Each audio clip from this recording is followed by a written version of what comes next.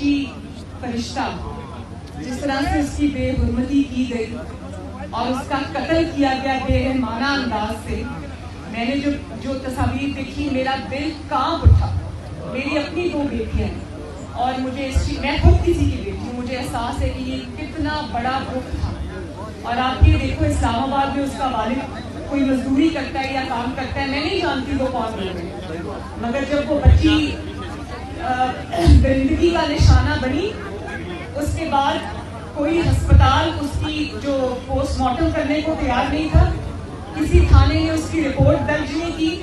तो मैं अरबाब इख्तियार से ये कहना चाहती हूँ कि इस चीज़ का नोटिस लें। वो सिर्फ मोहम्मद की बेटी नहीं थी, वो किसी कबायली इलाके से ताल्लुक रखने वाली बच्ची नहीं थी, वो पाकिस्तान की बेटी थी।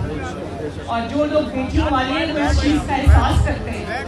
और मैं अपने जो कबाइल मोहम्मद कबाइल के जितने भी बहन भाई हैं उनसे मैं हमदर्दी का भी इजहार करती हूँ और मैं उनके साथ इस दुख की घड़ी में खड़ी हूँ। और इंशाअल्लाह ताला हम उसके लिए, फरिश्ता के लिए आवाज़ भी उठाएंगे। अल्लाह ताला उसके माँ बाप को भी सब्र दें।